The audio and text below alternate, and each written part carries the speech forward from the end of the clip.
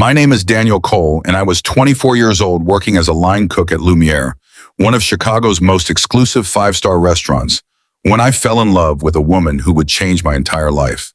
This is the story of how I gave away a fortune to destroy the people who tried to destroy me and protect the two children I had left.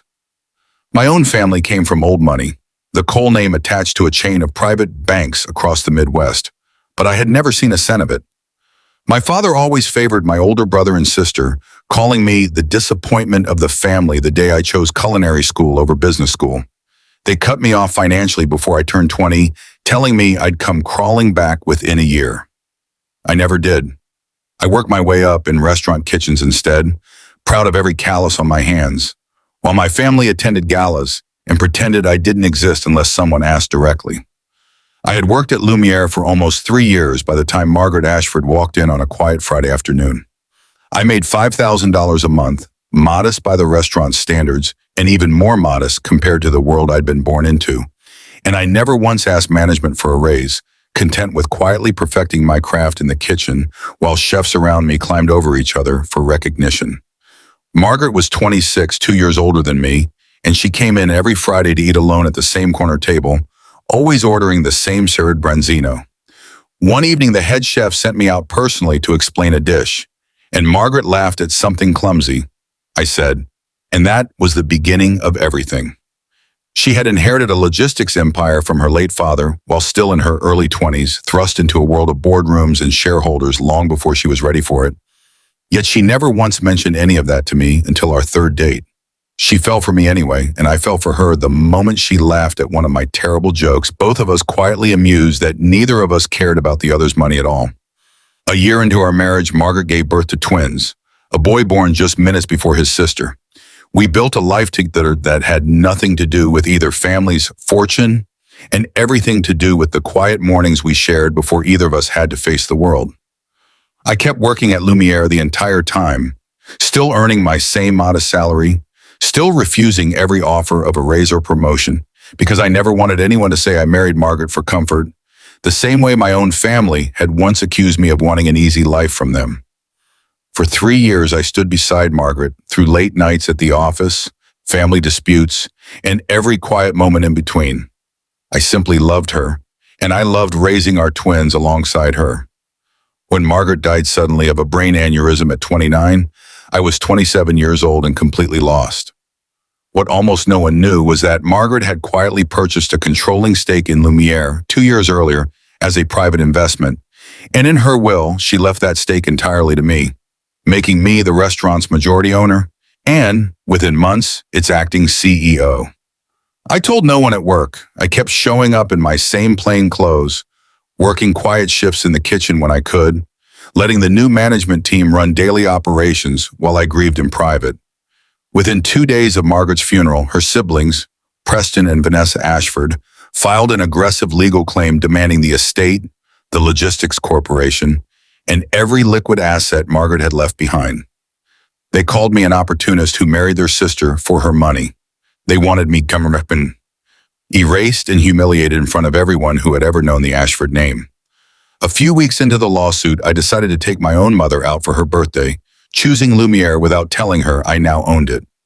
I wanted one normal evening, away from lawyers and reporters, just my mom, my sister Rachel, and our small family celebrating quietly in a corner booth.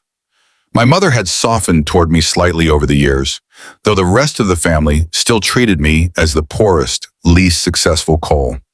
I wore an old sweater and jeans, the same simple clothes I always wore, wanting nothing to remind anyone in that dining room of Margaret or the lawsuit or any of it. Rachel had always been embarrassed by how plainly I dressed, especially now that she'd married into more money herself, and that night was no different. When the sommelier approached to describe the wine list, Rachel rolled her eyes and whispered that we should just order the cheapest bottles since clearly none of us belonged in a place like this. A group of women at the next table overheard and snickered quietly behind their napkins, glancing at my worn sweater and scuffed shoes with open amusement. Rachel leaned over and murmured that I should be careful, joking that I probably couldn't even afford to be sitting there, let alone paying for everyone's dinner. She added quieter that some of us actually worked for a living wage instead of hiding out in a kitchen for $5,000 a month. I just smiled and told her not to worry about the bill.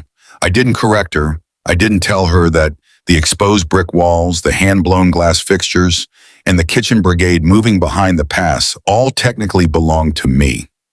I let the waiter, who didn't recognize me out of my chef's uniform, treat our table the same polite but distant way he treated every unfamiliar guest. My mother had no idea either, simply delighted to be somewhere so beautiful for her birthday, unaware her son quietly signed the checks that kept the lights on in the entire building.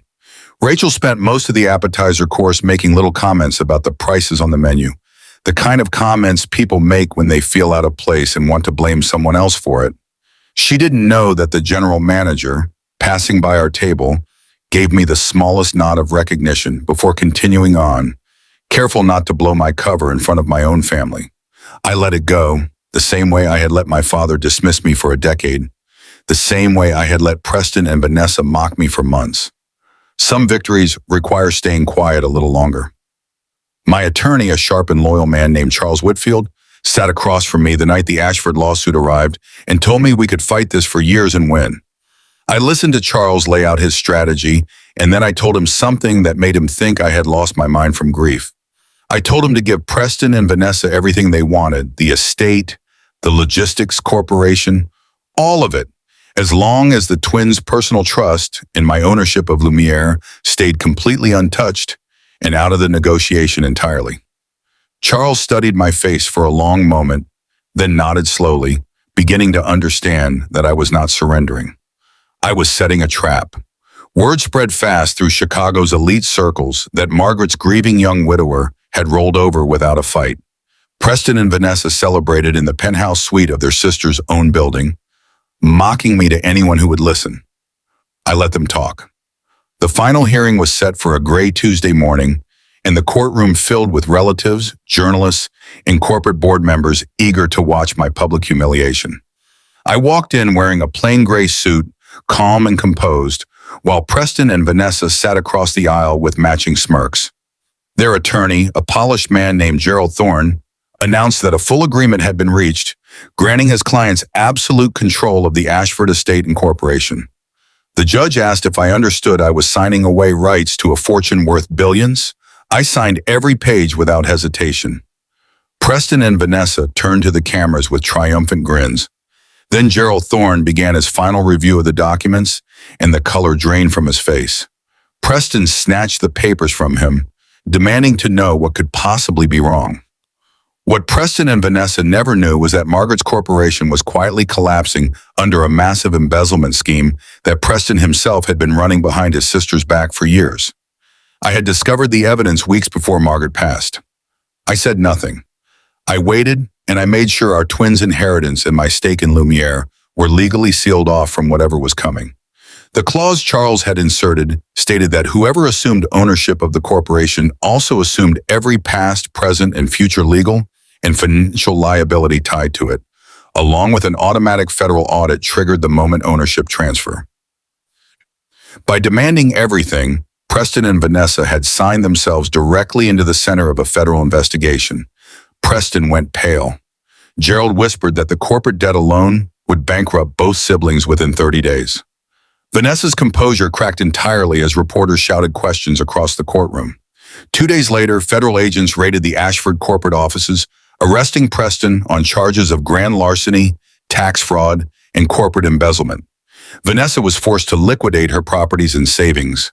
A few months later, I finally told my mother and Rachel the truth, that I owned Lumiere, that Margaret had left it to me, and that I had sat across from them that birthday night in an old sweater while they joked about affording the bill.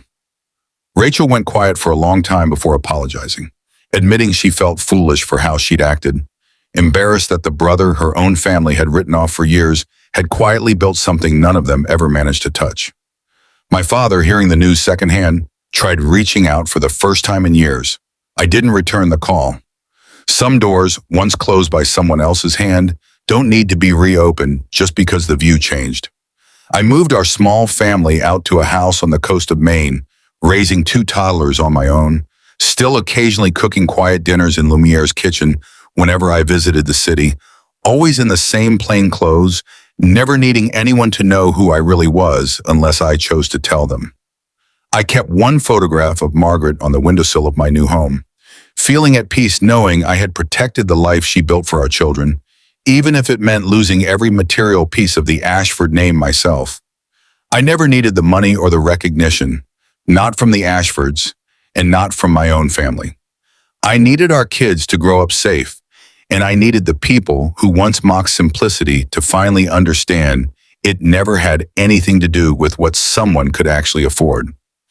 If this story moved you, take a moment to show some love for the channel. Drop a comment below telling us what you thought of Daniel's quiet, calculated plan, and share this video with someone who'd appreciate a story about patience beating greed every time. Hit subscribe and turn on notifications so you never miss the next story of quiet justice and unexpected twists. Thank you for watching until the very end, and remember that sometimes the strongest move is the one that looks like surrender.